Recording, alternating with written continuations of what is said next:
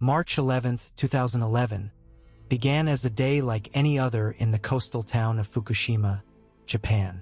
The early morning was calm, with the gentle sea breeze rustling through the cherry blossoms and the distant hum of fishermen preparing their nets. Life, for the most part, carried on as it always had in this tranquil region. But beneath the surface, the earth was preparing to unleash its fury. The ground shuddered at first, a low rumble that grew into a roar. In moments, the once sturdy buildings began to sway like paper in the wind.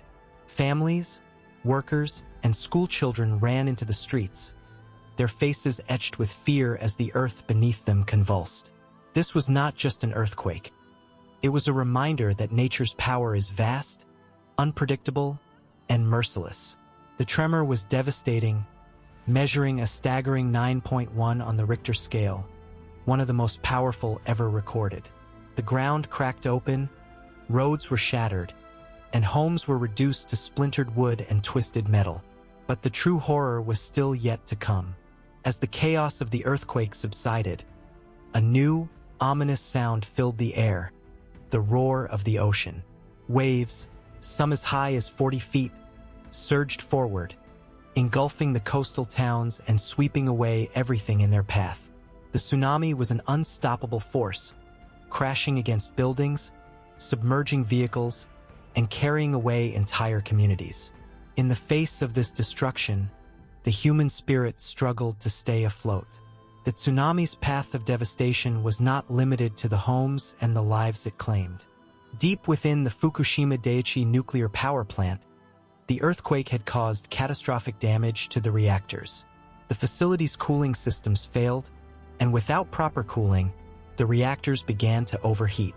Within hours, a chain of explosions rocked the plant, sending radioactive plumes into the sky. Emergency workers, first responders, and plant operators faced a dire and nearly impossible task. They battled against time, against the encroaching wave of contamination, and against the overwhelming chaos.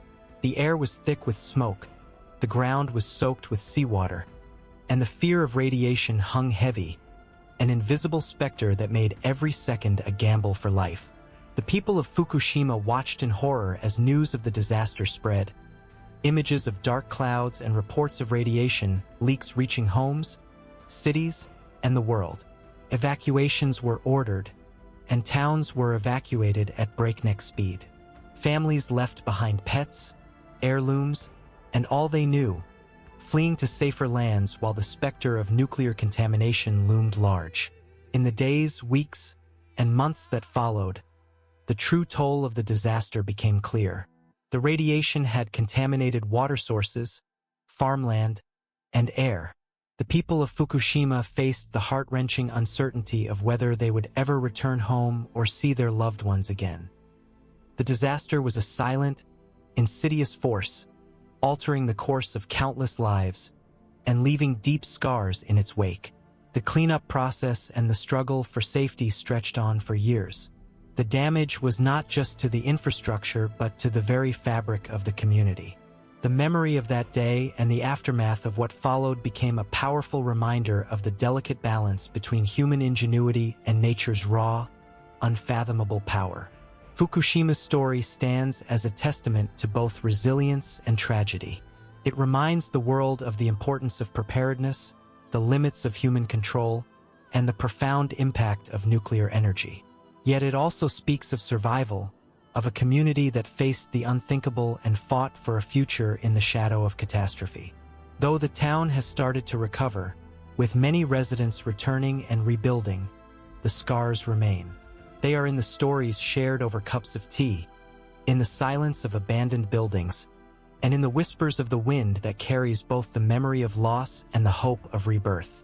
The day the earth trembled will always be part of the people of Fukushima, a story of human fragility, of nature's might, and of courage that defied the odds.